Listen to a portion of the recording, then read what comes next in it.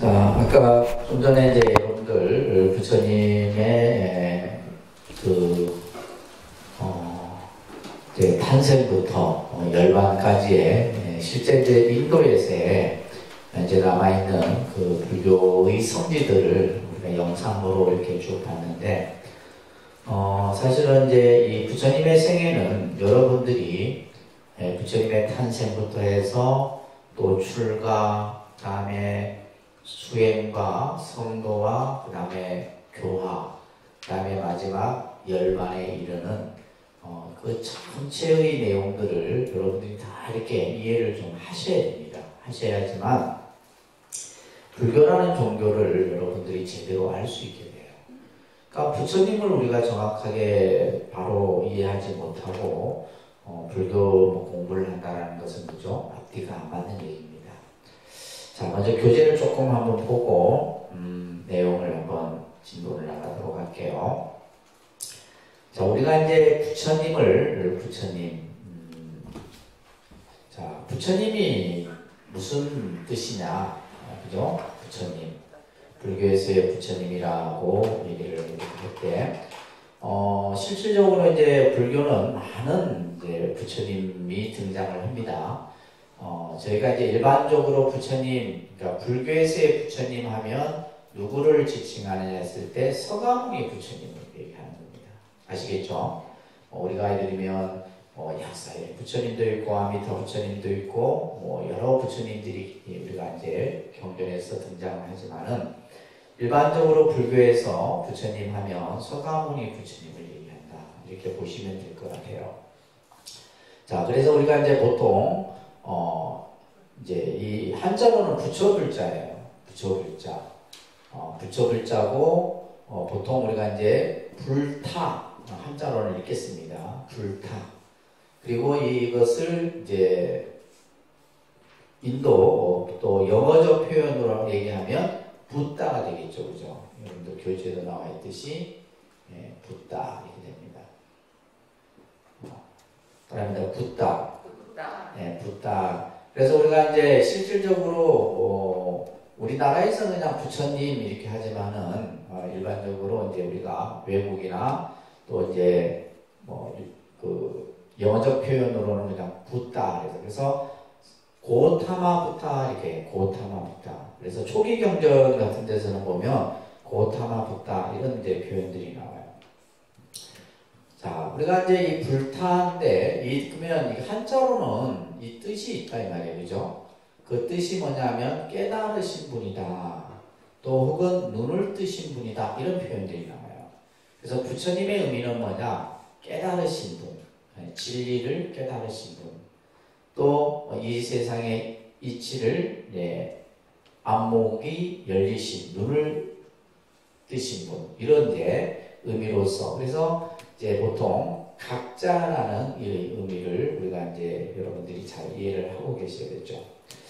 자, 따라합니다. 나는 일체에 뛰어나고 일체를 안하니 나와 같은 자는 없으며 이 세상에서 나와 비교할 자도 없다. 나는 일체를 이긴 승자요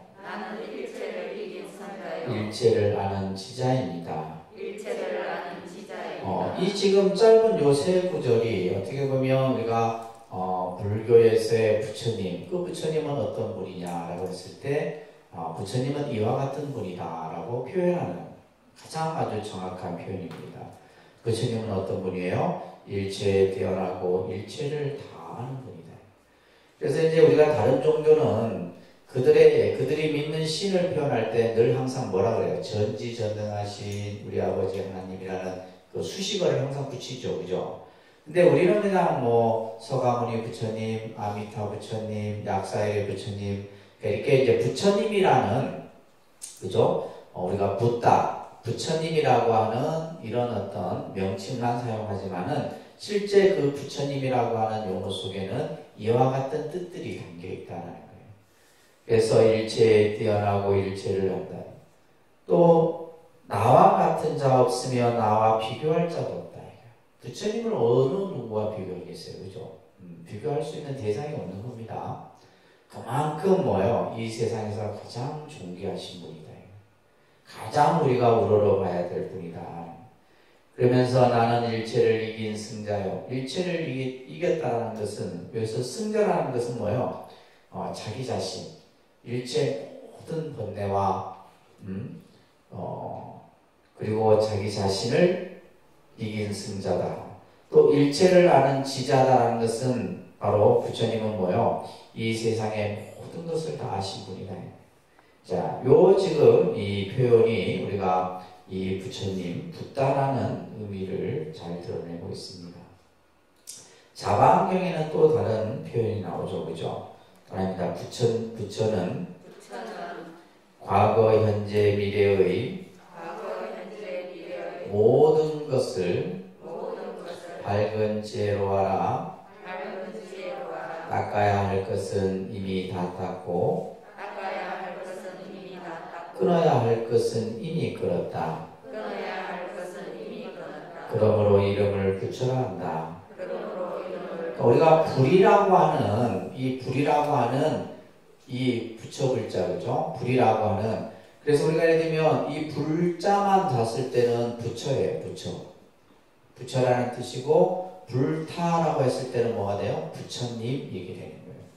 그래서 이 자자가 예를 들면 이제 깨달음이죠. 각 깨달음인데 자자가 붙으면 어떻게 돼요? 깨달으신 분 이렇게 되는 거예요.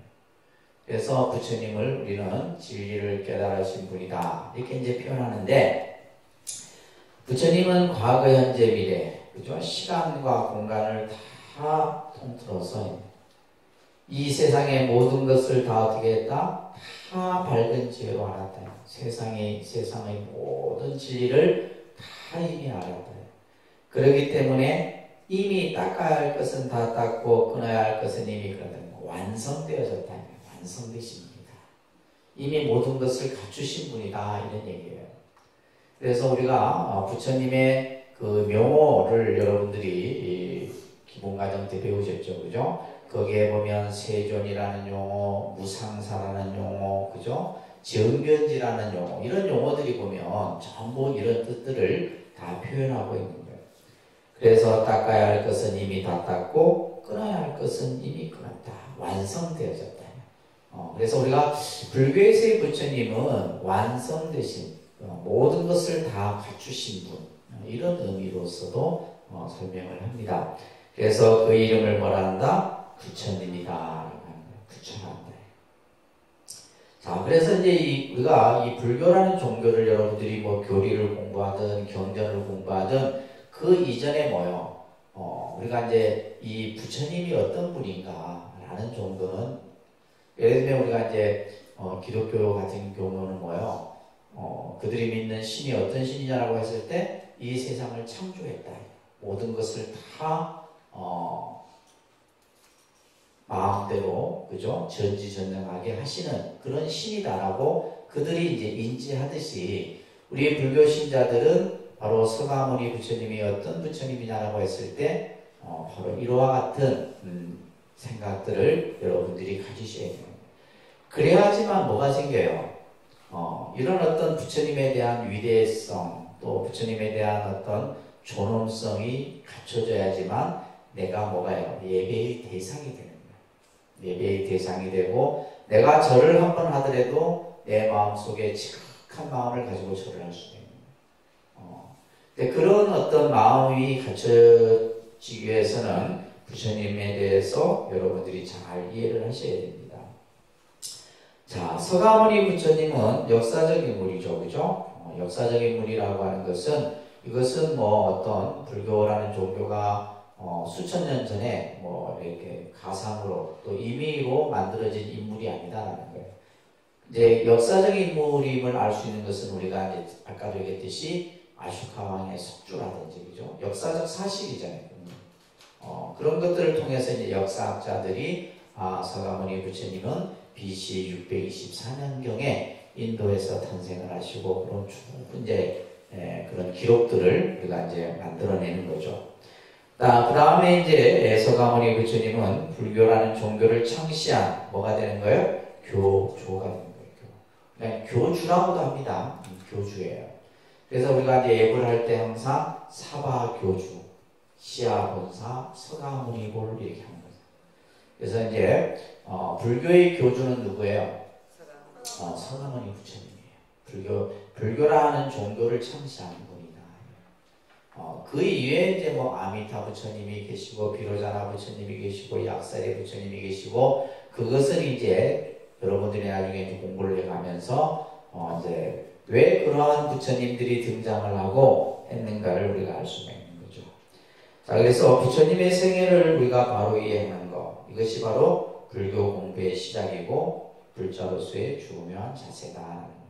그러니까 이것을 막 능수능란하게 여러분들이 설명해 줄 수 있어요. 부처님에 대해서 어느 누구에게도 내가 그냥 자료에 근거해서 그죠? 자료에 근거해서 설명해 줄 수 있어야 됩니다. 우리는 이제 그 밑에 보시면 불전문학이라고 하는 내용이 있는데, 자, 우리가 부처님의 여러 가지 이런 어떤 삶의 모습들을 경전을 통해서 우리는 접하게 됩니다. 경전을 통해서 부처님의 탄생, 또 탄생 이전의 이야기들, 이런 것들을 이제 우리가 접하게 되는데, 그런 내용들을 담고 있는 이제 부처님 말씀이 바로 본생담이라고 하는 얘기예요. 본생담. 이걸 자타카라고 합니다. 자타카. 그래서 이것은 부처님의 전생에 대한 얘기예요. 전생에 대한 얘기. 그러니까 우리가 예를 들면 이 서가모니 부처님이 이 세상에 오시기 전에 이미 뭐예요? 전생에서 다 이미 닦으신 분이에요. 근데 그런 내용들이 어디에서 많이 나오냐면 법화경 같은 경전에서 나오는 거예요. 그러니까 서가모니 부처님이 이 세상에 오셔서 6년 고행으로 부처가 되신 것이 아니라 이미 서가모니 부처님은 이 세상에 오시기 전에 이미 뭐였어요? 부처인 거예요. 단지 뭐예요? 중생을 제도 교화하기 위해서 우리와 똑같은 그런 어떤 삶의 모습들을 쭉 경험하신 거죠.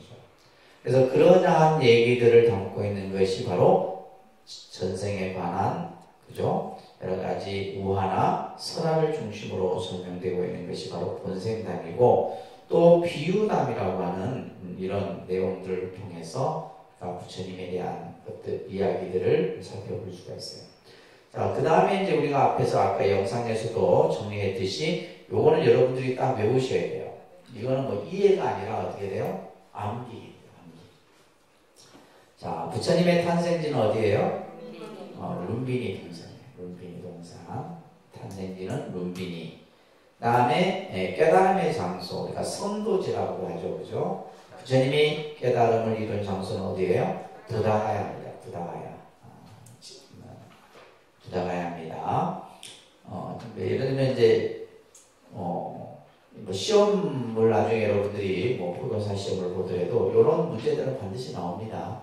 그래서 뭐 틀린 것은 맞는 것은 이렇게. 근데 꼭 잘못된 거 여러분들이 찢지, 그죠? 자, 그 다음에 부처님이 최초로 법을 선한 곳이 아까 어디에 있어요? 초전 법륜지라 해서 녹야곤, 사르나트 녹야곤.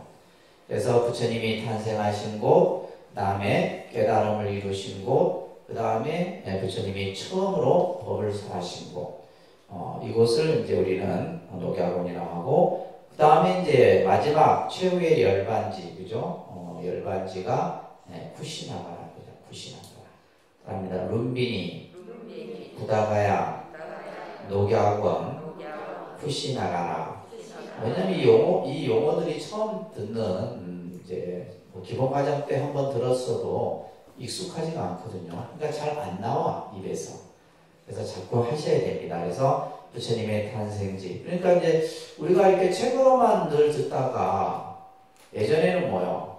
우리가 부처님 성지 한번 가보자. 이렇게 해서 이제 불자들끼리 이제 성지 순례를 가는 거죠. 근데 이제 그게 가도 뭐요? 평상시 이게 들었던 사람은 가면 어떻게 해요? 느낌이 다르겠죠. 근데 한 번도 공부를 안 해본 사람이 가서 보면 뭐 이런 데가 성지냐 뭐 이게 이제 틀려요. 그래서 공부를 한 사람하고, 그래서 우리가 예를 들면 어디 가더라도 어디 뭐 유적지라든지 또 어디 사찰을 가더라도 뭐요, 사찰에 대해서 어느 정도 지식을 알고 가면 보는 눈이 달라져요. 그죠? 그리고 이게 한 번 갈 때 하고 두 번 갈 때 하고 세 번 갈 때가 어떻게 돼요? 또 다릅니다. 다른 면들이 보이는 거예요. 근데 이제 우리가 그냥 뭐 건성건성 이렇게 다니면 똑같겠지만, 그죠? 그래서 여러분들이 부처님의 생애를 머릿속에서 그냥 필름 돌아가듯이, 드라마는 어떻게 잘 머릿속에서 잘 깨면서 이건 잘 안 깨져. 미리 그냥 막 앞에, 그죠? 나오지도 않았는데 미리 막 그냥 예측도 하고 하는데. 그래서 최후의 열반지는 쿠시나가라입니다. 또한 룸비니, 부다가야, 녹야권, 자, 쿠시나가라. 자, 여기에서 이제 더 중요한 내용이 뭐냐면, 이 4대 성지를 여러분들이 잘 기억하는 것도 중요하지만은, 이 4대의 성지에서 부처님이 우리들에게 주는 메시지가 있다는 거예요. 그래서 이 내용이 이제 중요한 내용입니다. 자, 제일 처음에 지금 설명되고 있는 것이 바로 뭐요? 부처님의 탄생.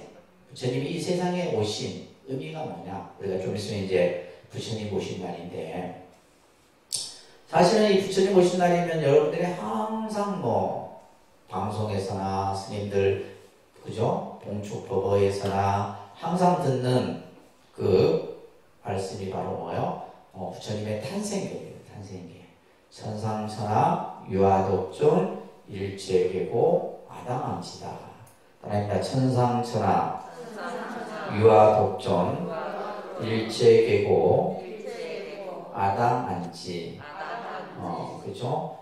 기본 과정도 다 한번 배우셨어요. 뒤에도 이제 교재에 나와 있는데, 자, 그러면 이 지금 탄생, 부처님이 이 세상에 그러니까 부처님이 단순히 인간의 모습으로 이 세상에 오셨다라는 것만 의미하는 것이 아니에요. 그러니까 부처님의 탄생은 뭐예요? 불교의 탄생을, 그 씨앗을 이제 어떻게 보면, 이제 심었다라고 이렇게 볼 수가 있는 거죠. 근데 꽃을 피운 건 어디에서 꽃을 펴요? 성도에서 꽃을 피우는 거죠. 부처님이 깨달음을 이룸으로써 이제 불교라는 종교가 꽃을 피우는데, 이미 부처님의 탄생이라고 하는 것은, 그죠? 앞으로 불교라는 종교가 전 세계에 어떠한 메시지를 주고 어떤 가르침을 줄 것인가. 자, 이것이 바로 이제 중요한 내용인데, 바로 인간의 존엄성, 그죠? 인간의 존엄성과 자아 중심의 세계관을 선언하는 것이다. 여러분들 그 위에다가 생명의 평등이라는 말도 같이 써놓았어요. 생명의 평등과 존엄. 또, 그러니까 왜 그러냐면, 이 시대, 부처님이 탄생하셨을 때, 아까도 우리 이제 영상에도 봤지만은, 인도는 엄청난 많은 신들을 숭배하는, 그래서 신들의 천국이라 이렇게 표현을 합니다. 그들이 믿는 신이 뭐 한두 가지가 아니에요. 그래서 이제 대표적인 이제 신이 아까 있는 제석천이라든지, 그죠? 또 브라마 범천신, 그 위에 뭐 비시누신, 시바신 이런 신들이 있는데, 이제 그러니까 모든 것이 신 중심의 사고였다는 거예요. 신을 중심으로 한. 그러니까 그들의 삶 자체가 그렇게 갖춰진 거예요. 그런데 이제 부처님이 탄생함으로써 첫 탄생하자마자 하셨던 말씀이 바로 아까 얘기했던 천상천하 유아독존 일체계고 아당, 그죠? 안지였다. 이것은 우리에게 바로 모든 생명의 존엄과 가치를 이제 우리들에게 일깨워 주신 거예요. 또 하나는 자아 중심의 세계관이라고 하는 것은 지금까지는 뭐예요? 신 중심의 세계관을 생각하고 있었단 말이에요. 이것을 바로 자아 중심의 세계관이라고 하는 개념으로 바꾸게 되는. 그래서 탄생은 아주 우리가 그래서 부처님 오신 날을 우리가 뭐 이렇게 그 오심을 봉축하고 또 의미를 되새기고 하는 것이 그런 의미예요. 그 다음에 이제 두 번째가 부처님의 깨달음이죠. 그러니까 우리가 지금 부처님이 출가를 하시고 고행을 하시고 궁극의 깨달음을 얻지 못했다면 불교라는 종교가 꽃을 피우지를 못했겠죠, 그죠? 근데 이제 어떻게 보면 불교의 가르침이 그 꽃을 피우게 된 바탕이 바로 뭐냐면 깨달음이다. 그래서 이제 우리가 탄생지도 중요한 의미지만은 부처님의 성도지, 그죠? 부다가야라고 하는 이 성도지가 중요한 의미를 담고 있어요. 앞에서도 제가 얘기했듯이 지금 이제 그 탄생지에는 우리나라 한국 사찰 아까 석가사라는 절이 있지만 부처님 성도지에는 주로 보면 다른 나라 사찰들이 많아요. 일본 사찰도 있고, 그죠? 일본에서 세운 사찰도 있고 있는데 우리나라 사찰이 없어서 올해 이제 지금 작년부터 이제 기공식을 해서 내년에 아마 그 분황사라고 하는 사찰이 세워지게 됩니다. 지금 공사를 하고 있어요. 다행히 이제 막 사박 꽃갱이로만 하는 게 아니라 지금 보니까 공사하는 거 보니까 그래도 막 우리 공사하듯이 기계나 이런 것들을 이제 해서 그래서 우리나라처럼 이제 목재는 그게 못 써요. 목조 건물을 지으면 좋은데 그게는 우리하고 온도하고 기후의 문제로 인해서 그래서 이제 인도에 사원 가면 불단도 보면 전부 뭐예요? 돌로 만들어요. 예를 들어 나무로 만들면 습해갖고 오래 가지를 못하죠. 그래서 이제 콘크리트 구조인데 우리나라 이제 한옥, 우리나라 이제 법당 그죠? 전통식의 그런 구조로 해갖고 지금 이제 불사를 하고 있습니다. 하고 있는데 내년쯤이면 준공이 될 것 같아요. 그래서 이제 부처님 성도지에도 이제 우리나라 설이 들어서게 됩니다. 자, 그래서 이 성도라고 하는 것은 우리가 이제 말 그대로 부처님의 깨달음을 우리는 뭐라 그랬어요? 안욕따라 삼맥삼보리 이렇게 표현합니다. 그러니까 안욕따라 삼맥삼보리. 이것은 이제 말 그대로 무상정등정각이다.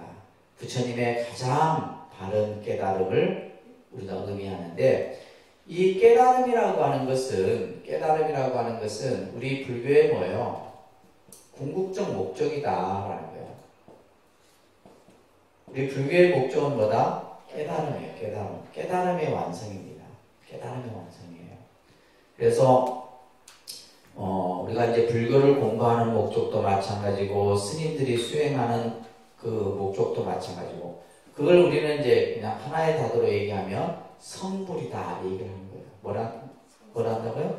성불. 우리의 목적은 뭐다? 성불이다. 예를 들면 뭐 다른 종교처럼 뭐 천당에 가고 이런 게 아니에요. 우리는 뭐다? 성불이라고 하는 깨달음의 완성이라고 하는 것을 궁극적 목적으로 삼고 있는 겁니다. 그래서 우리가 부처님의 깨달음을 통해서 불교라는 종교가 꽃을 피우게 되는데 자, 우리가 이제 부처님 생애에서도 우리가 볼 수 있듯이 부처님이 깨달음을 얻었지만은 그 깨달음의 진리를 우리들에게 설해주지 않았다면, 그죠? 불교라는 종교가 또 지금까지 전해져 내려올 수가 없었겠죠. 그래서 부처님의 초전 법륜이 가지고 있는 의미가 큰 거예요. 예, 초전 법륜지가 어디라고 그랬어요? 녹야곤이라고 하는 곳이라고 했습니다. 그죠? 그래서 이 녹야곤에서 부처님은 최초로 5 비구에게 법을 설합니다. 그 법을 설하는 것은 바로 깨달음을 이루는 길을 설하고 괴로움에서 벗어나는 길을 설하고 행복으로 갈 수 있는 길을 설하는 거예요. 그런 설법들이 이제 우리가 부처님이 우리들에게 설해 주신 가르침입니다. 그래서 이 초전 법륜이 바로 부처님이 어떻게 보면 부처님의 그 법이 있었기 때문에 2600년 동안 부처님의 가르침이 쭉 전해져 내려올 수 있었던 거예요. 그래서 이 초전 법륜도 굉장히 중요한 의미를 가지고 있다는 겁니다. 그 다음에 이제 마지막 열반지가 어디라 그랬어요? 네, 구시나라. 그죠? 열반지가 구시나라. 아까 이제 열반의 의미를 영상에서도 설명을 했는데, 열반이라고 하는 것은 말 그대로 우리가 이제 열반과 같은 의미로 쓰여지는 것이 인도에 이미 쓰여졌던 용어 중에 하나가 바로 뭐냐면 해탈이라는 용어예요. 해탈, 열반 이런 뜻인데 이것은 뭐냐면 번뇌의 소멸을 뜻합니다. 열반의 의미는 뭐다? 번뇌의 소멸이다. 열반의 의미가 뭐라고요? 번뇌의 소멸이에요. 그러니까 번뇌가 다 소멸됐다라고 하는 것은 이미 뭐가 된 거예요? 완전한 깨달음을 이룬 거예요. 그래서 이제 우리가 열반의 의미를 단순히 어떤 죽음의 어떤 의미가 아니죠. 육체적인 죽음의 의미가 아니라 완전한 깨달음을 이루는 상태를 열반이라 이렇게 표현하는 겁니다.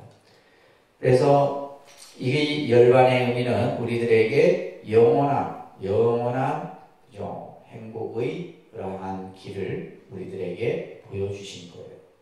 그래서 이제 단순히 그래서 부처님께서는 내 육체는 비록 없어지지만은 나의 법신은 영원히 없어지지 않는다. 이런 말씀을 경전에서 하고 계시죠. 자, 그래서 우리가 탄생과 깨달음과 그 다음에 초전 본륜과 열반의 의미들을 여러분들이 조금 잘 그 의미가 어떤 의미들을 담고 있는가를 조금 이해를 하셔야 됩니다. 자, 조금 이제 천천히 보지 마시고 이제 요거 잠깐 앞에 스크린 한번 보도록 하겠습니다. 자, 우리가 부처님은 어떤 분인가, 그죠? 부처님은 어떤 분인가라고 하는 거예요. 그래서 부처님 하면 뭐 인간으로서의 부처님, 또 구제자로서의 부처님, 또 우주법계에 들어한 많은 부처님, 이런 이제 여러 가지 의미로서 우리가 이제 부처님에 대해서 이해를 할 수가 있겠죠. 자, 그러면 이제 우리가 불교를 공부하는 데 있어서 왜 부처님의 생애를 우리가 이제 중요하게 다루어져야 하는가? 자, 그래서 오늘은 조금 이런 내용들을 중심으로 해서 한번 살펴보도록 하겠습니다. 자, 지금 이제 나오는 요 내용은 뭐냐면 전생의 이야기를 하는 거예요. 전생에. 그러니까 부처님이 이 세상에 오시기 전에 전생의 이야기를 합니다. 이 우주가 생성되고 파괴되기를 거듭거듭 반복하기 이전에 어느 한 도시에 수메다라는 청년이 있었다. 이렇게 얘기가 나와요. 수메다. 그래서 우리가 연등불 얘기 여러분들 아시죠? 연등불 얘기에는 선해동자라고 하는 이야기가 나오고 여러 이제 부처님의 전생의 이야기들이 아까 말했던 자타카라고 하는 곳에서 그려집니다. 이 수메다라는 청년이 있었는데 이 청년이 이런 생각을 했던 거예요. 병들고 늙고 죽음으로부터 고통받고 있는 세상을 보면서 자기 자신이 가지고 있는 지혜가 한낱 먼지 티끌에 불과하다는 것을 알게 되었다. 그러니까 이제 이 아주 수메다라고 하는 지혜로운 청년이 있었는데 세상의 모습을 보니 별거 아니더라 이 말이에요. 모든 것이 그냥 생겨났다 없어지고 그죠? 또 인간이 태어나고 늙고 병들고 죽어가는 이런 어떤 고통의 모습을 수메다라는 청년이 알게 됐던 거예요. 이때 마침 연등 부처님이 이 세상에 오시니 이 부처님께 그냥 왕을 비롯해서 모든 사람들이 이 부처님에게 공양을 올리게 됩니다. 자, 이 연등 부처님이 이제 가까워졌을 때 수메다도 부처님께 연꽃 5송이를 바칩니다. 공양을 올리는 거예요. 연꽃 5송이를 바치면서 이렇게 이제 공양을 올릴 때 이런 원을 세웁니다. 저도 당신처럼 부처님이 되게 하소서. 하늘이 하늘 아래 모든 세계에서 중생을 건질 수 있는 지혜와 공덕을 갖추게 하소서. 자, 우리가 이제 이게 여러분들이 그 부처님께 공양을 올릴 때도 마찬가지예요. 그냥 공양을 그냥 올리는 게 아니라 항상 공양을 올릴 때마다 발언을 하시고 그죠? 원을 세우는 거예요. 그래서 여러분들이 초를 올리든 꽃을 올리든 무엇을 올리든 간에 내가 부처님께 공양을 올릴 때마다 그 공양을 통해서 내가 이루고자 하는 원을 항상 세우는 거예요. 근데 그게 아니고 우리는 그냥 툭툭툭 그죠? 건성으로 다 모든 걸 하죠. 자, 그리고는 다시 2송이를 바치며 자신에게 푸른 연꽃 7송이를 주었던 여인의 소원을 말합니다.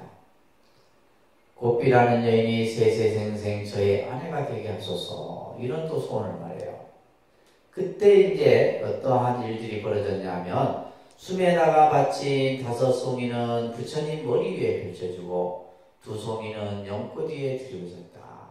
근데 요 지금 이 전생 요 이야기는 우리가 이제 불교에서 그 결혼식을 할 때 7송이 꽃을 이렇게 올리는 그런 그 의식이 있어요.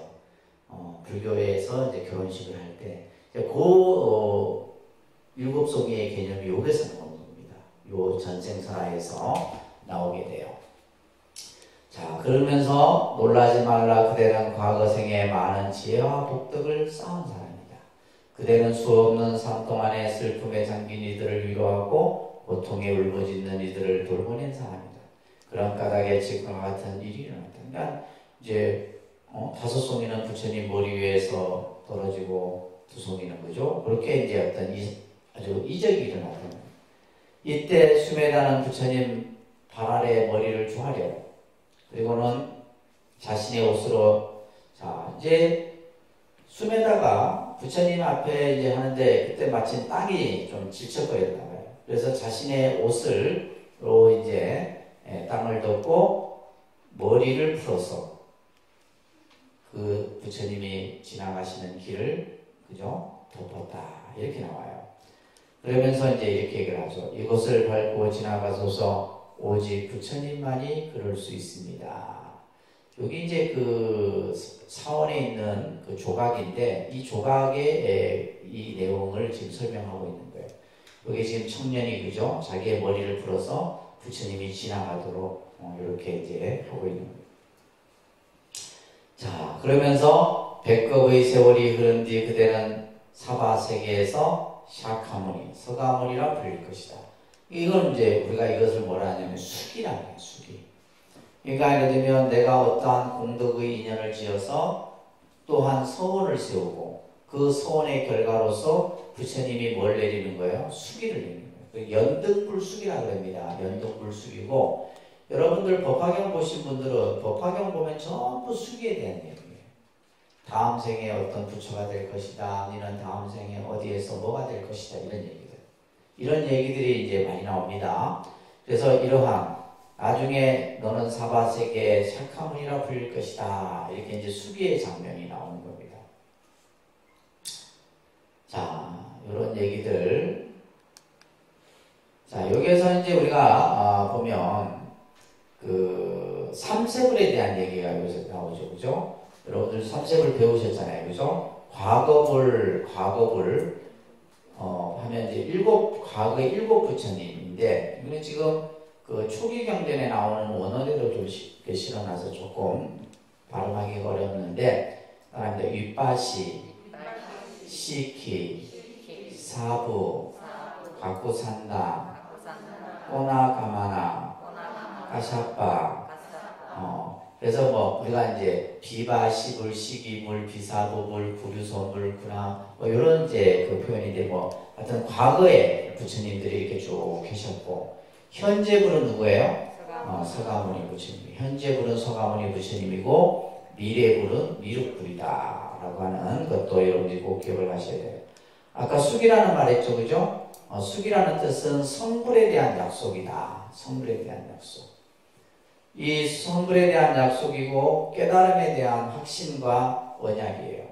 그래서 우리가 이제 여러분들이 부처님께 공양을 올리고 수행을 하고 또 서원을 세우고 그랬을 때 그러므로 인해서 부처님께서 우리에게 뭘 주시는 거예요? 숙이라는 것을 주시게 되는 겁니다. 자, 그래서 이건 이제 전생의 이야기가 그려지게 되고 그러면서 이제 완전한 지혜와 무한한 능력을 갖춘 정등정가, 가장 높고 바른 깨달음을 향한 보살의 삶이심. 그래서 이제 이 수메다라는 청년이 나중에는 이제 보살의 행을 또 쌓는 거예요. 보살의 행을 쌓아서 여러 수행을 거치면서 보살행을 닦게 됩니다. 그래서 이 부처님이 출연하실 때마다 이러한 여러 가지의 이 보살행을 닦는 이야기들이 경전에서 쭉 써져요. 써집니다. 그래서 자, 시간들이 엄청나게 흘러요. 예를 들면 뭐 4천년의 시간이 흐르고 이제 이런 식의 이제 수많은 시간 동안에 보살행을 닦게 됩니다. 자, 여기 보시게 되면 슬퍼하지 마세요. 무상한 삶과 죽음의 거센 물살 앞에서 손을 놓지 못하고 울부짖는 것은 애착과 어리석음 때문입니다. 제가 떠난 자리에는 몇 대야 미륵 보살이 남아 여러분의 훌륭한 것이 되어줄 겁니다. 자, 그러면서 이제 이 보살이 나중에 누구 따냐면 호명보살이에요. 호명보살. 이 보살이 다음 태어날 것으로 정해지는데 수미산 남쪽 연부제는 이제 우리 사바세계를 얘기합니다. 태양의 종족인 석가족의 나라 카필라와트로 정하였다. 그래서 이미 전생에 서가모니 부처님은 과거에 그냥 또 보살로서 청년으로서 또 뭐 여러 형태의 보살행을 따는 거예요. 그래서 금생에 이제 인간의 모습으로 우리에게 오시지만은 그 이전에 이미 뭐요? 많은 보살행을 닦고 그 보살행을 완성하였다는 겁니다. 그렇게 해서 이제 이 연부제 샤카족의 이 카펠라로 정해지게 되는 이런 이야기들이 이제 경전에서 쭉 설해지고 있습니다. 자, 그래서 보살이 사실은 이제 부처님이 되기까지 여러 이제 과정들이 많이 설명이 됩니다. 경전마다. 예를 들면 사아승지. 이 아승지는 뭐냐? 아승지법이라는 이제 시간의 수인데 셀 수 없는 수예요. 셀 수 없는 수. 10만도 동안 10바라미를 닦아야지만 보살이 부처의 단계가 된다 이런 얘기예요.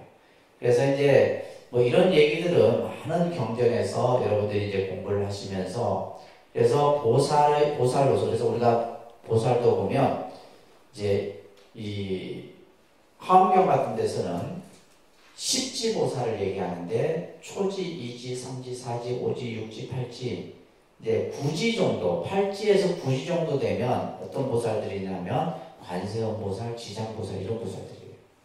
그래서 이런 이제 관세음 보살이나 지장 보살이나 이런 보살들은 이미 뭐요? 다 보살행을 완성하신 분들이에요. 단지 이제 뭐요? 중생을 제도하기 위해서 잠시 우리 중생들과 함께 하고 있는 것이지 이미 깨달음을 다 완성하죠. 그래서 보살이 부처가 되기까지는 많은 시간이 걸린다. 아시겠죠?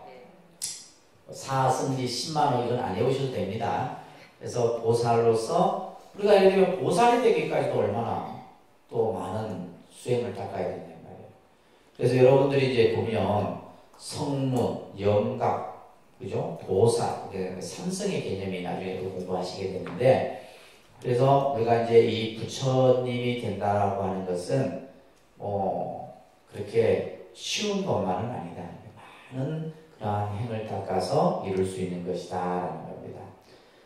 이 이제 천상세계, 천상세계를 설명하고 있는 겁니다. 자, 이렇게 해서 이제 전생에 아까 여러 이제 그러한 이야기들이 아까 자타카라고 하는 본생담에서 그려지게 돼요. 자, 보시게 되면 왕비가 꿈을 꾸게 됩니다. 태몽을 꾸게 돼요, 그죠? 그래서 6개의 이빨을 가진 하얀 코끼리가 저 하늘에서 내려와요.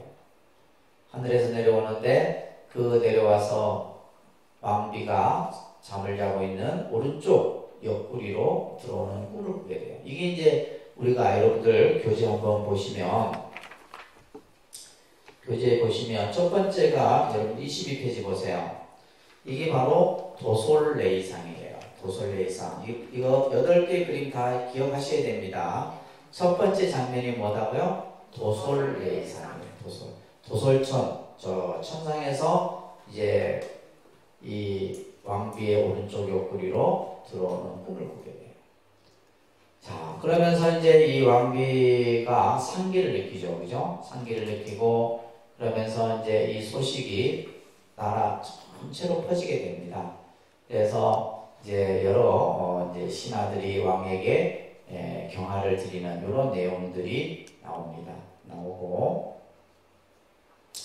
자, 그래서 이제 출산 날이 가까워져서 이제 자신의 고향이 꼴리아국이라는 친정이죠. 예, 원래 이제 이 풍습에 의하면 친정에 가서 그 출산을 하게 돼 있어요. 그 길을 가는 중에, 그죠? 그 가는 중에 이제 룸빈이라고 하는 동산에서 잠시 머물게 되는데, 이때가 이제 기원전 624년 정도로 이렇게 추정해요. 부처님 이제 탄생을, 불교가 탄생한 연도를 624년 정도로 추정을 합니다. 룸빈이 동산에서 잠시 쉬는 차에 나무가지를 잡는 순간, 이 나무가지를 무수라는 나무가지를 얘기를 하기도 해요. 그럴 때 이제 오른쪽 옆구리로 아기를 낳았다. 오른쪽. 그죠? 그 자리에서 오른쪽 옆구리로. 그래서 이 얘기를 제가 기본 과정 때 말씀드렸죠. 오른쪽 옆구리로 아기를 낳았다라는 것은 바로 뭐요? 이 아기의 출신이 바로 뭐다? 왕족 출신이라는 거예요. 왕족 출신. 자, 여러분들. 근데 표정들이 처음 듣는 표정을 하고 있어서 곤란해요. 그러니까 인도라는 나라는 여러분들 지금 그 교재 잠깐 보시면 그 인도가 이제 뭐 이런 뭐 지도를 하고 있다 보면 굉장히 면적이 넓죠. 굉장히 넓습니다. 원래 이제 인도의 이 지역의 원주민들이 누구냐면 드라비다족이에요.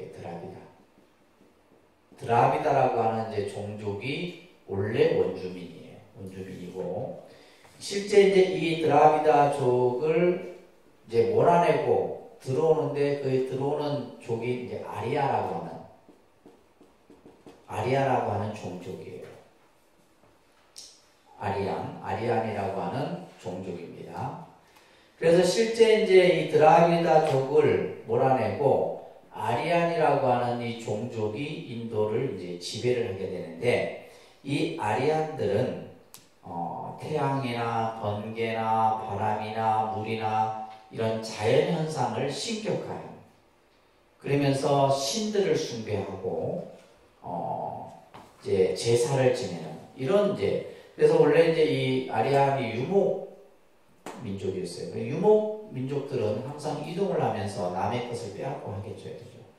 그래서 이제 이 아리안족들이 들어오면서 요게 이제 어떠한 이제 종교 신앙이 형성이 되냐면 바라문이라고 하는 바라문교라고 하는 그러니까 부처님 당시에 이제 이 바라문교가 중심이었죠. 지금은 이제 힌두교라는 걸로 바뀌었지만은 이 바라문교가 인도의 그 종교 사상 체계를 형성하게 돼요.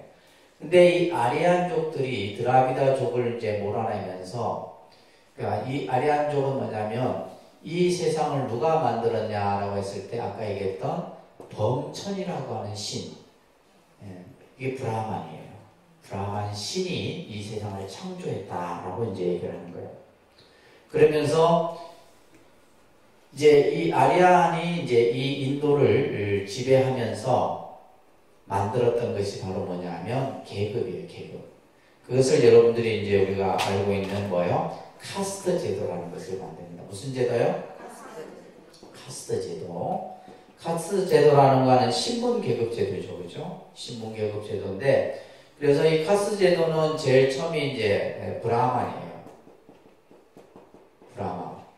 두 번째는 왕족 계급이에요. 세 번째는 바이샤라고 하는 평민이에요. 평민.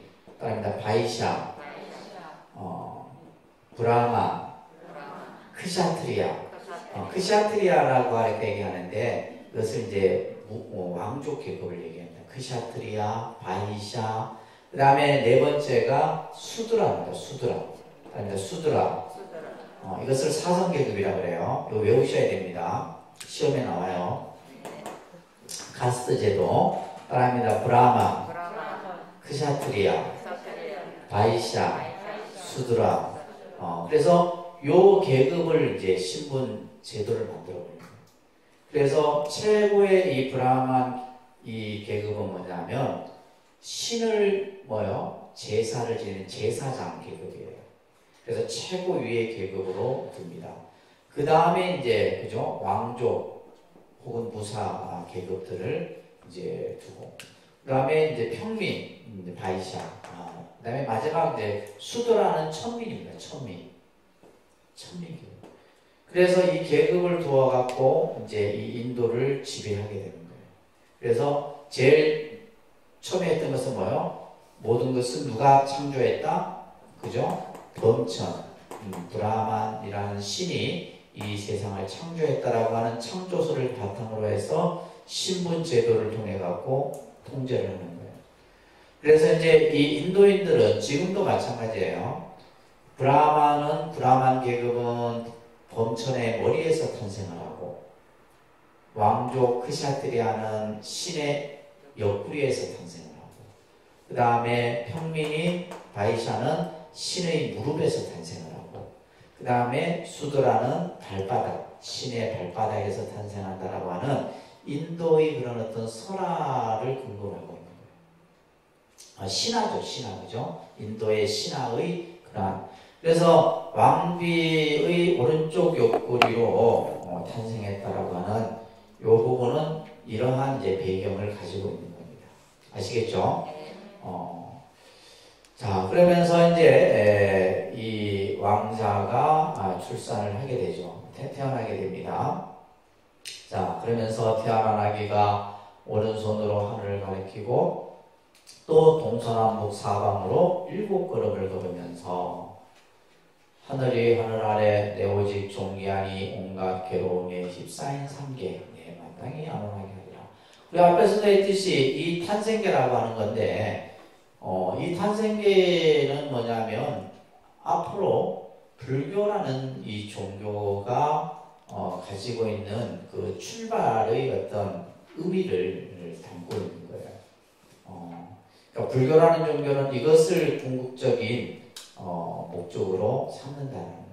그래서 여기에는 뭐가 있다 그랬어요? 어떤 내용이 있어요? 생명의 존엄, 가치, 평등, 그죠? 그 다음에 또 이 중생들의 괴로움의 문제를 해결하는 이런 의미들이 이 속에 담겨 있다라고 말씀을 드렸어요. 그죠?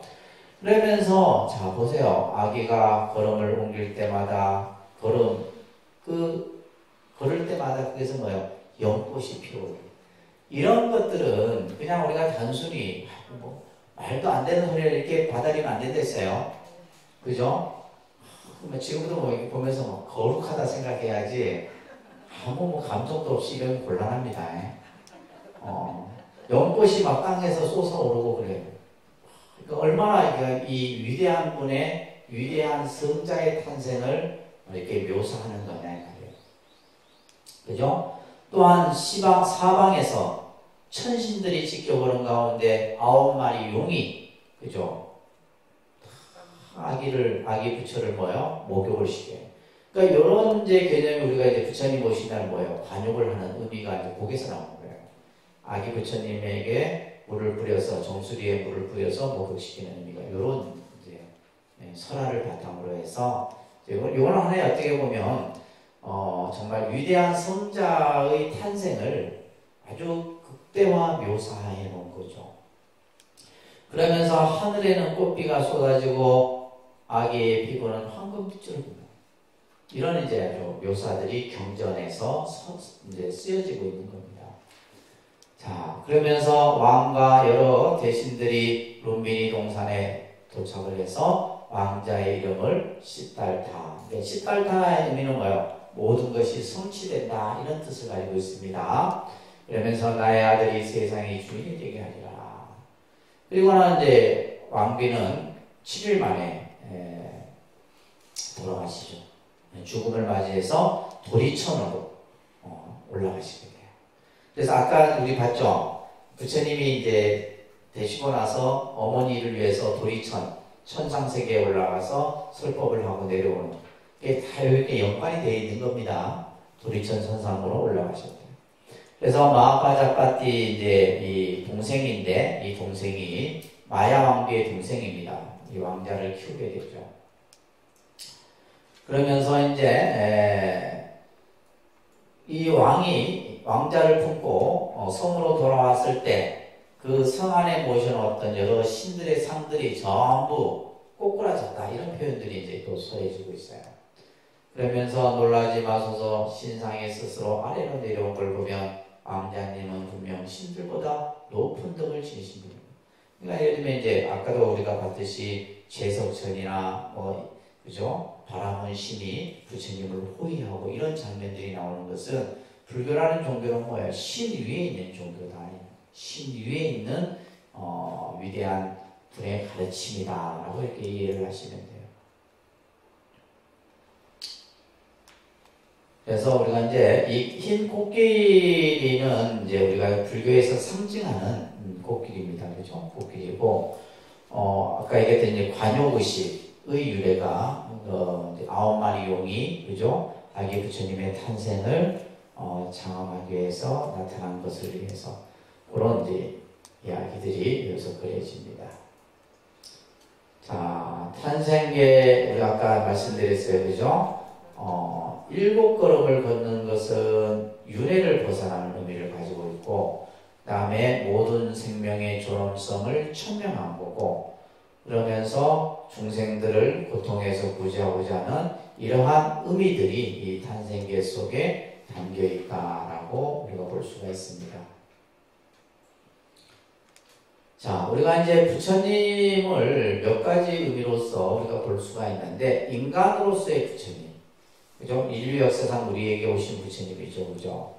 그래서 이 부처님은 인도에서, 그죠? 뭐, 정확하게 얘기하면 네팔이죠. 그죠?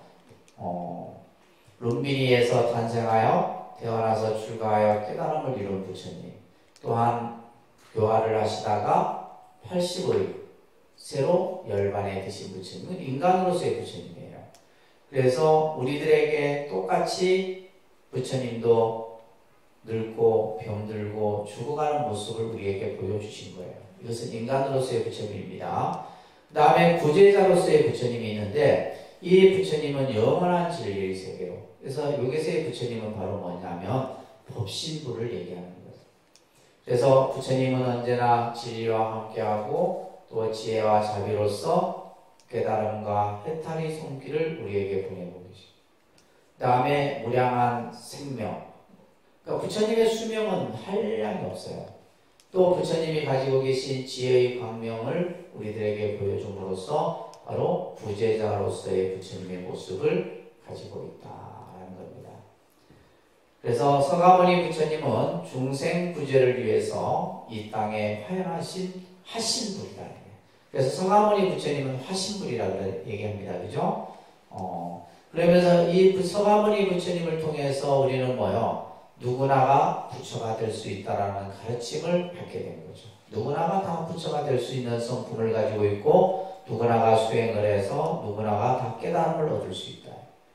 그리고 시방세계에는 많은 부처님이 계신 것을 우리는 알게 된 거죠. 그래서 아미타 부처님이 계시고, 비오자나 부처님이 계시고, 약사의 부처님이 계시고, 그죠? 이런 여러 부처님들이 우리가 이제 서가모니 부처님의 가르침을 통해서 공부할 수 있는 겁니다.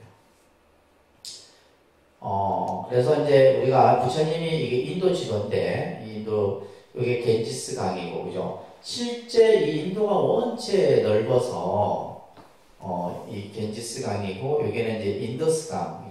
그래, 인도 지도에서 이렇게 두 강이 이렇게 흐르고 있는데, 실제 부처님이 활동하셨던 지역은 요 지역이에요. 요 지역 있죠, 그죠? 요 지역인 거면 요 끝에는 나중에 이제, 전도사들을 보내갖고, 부처님의 법을 교화를 합니다. 그래서 실제 이제 이쪽 중심으로, 불교가, 이렇게 발전이 되게 됩니다.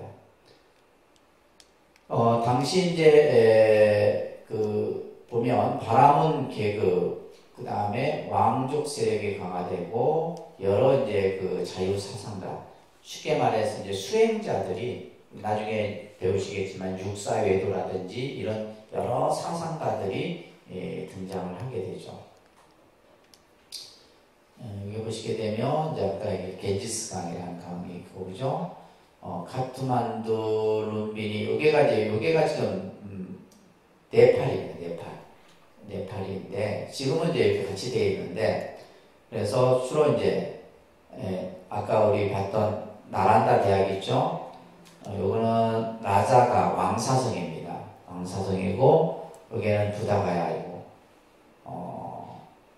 그다음에 꼬삼비라고 하는 곳도 있고, 당시 이제 이 지도예요. 수라바스티, 이거는 이제 기원정사죠.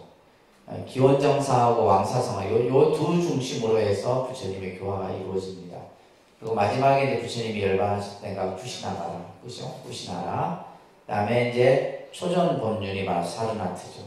사르나트고, 그러니까 부처님께서 성도하시고 제일 처음에 이제 법을 설하러 가신 데가 이 사르나트고, 그러니까 요 중심으로 해서 부처님께서 이렇게 교화를 하셨다라는 것을 우리가 알 수가 있습니다. 자, 오늘은 여기까지 좀 하도록 하고, 다음 시간에 전체 다 마무리하도록 할게요. 내용이 좀 많습니다. 네. 원래 이거 부처님 생애만 사실 전단에서는 여러분들을 한 학기 내내 이것만 가지고 좀 설명하도록 해놨는데, 이게 너무 좀 시간이 아까워서, 자, 봐보세요. 지금 12강까지 이것만 지금 강의하도록 되어 있어요. 여러분들 안 보이시는구나.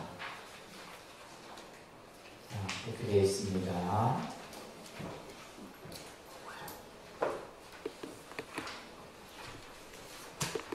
출석을 좀 잠깐 볼게요.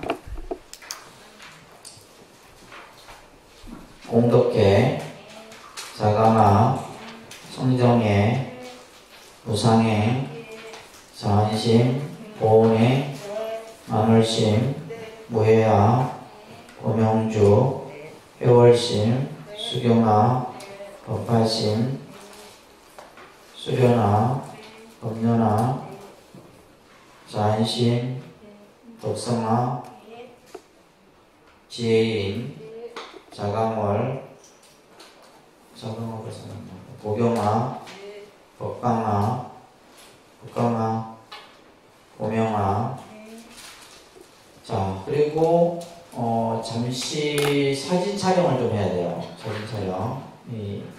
그래서 책하고 그대로 두시고 요 앞으로 좀 나오시기 바랍니다.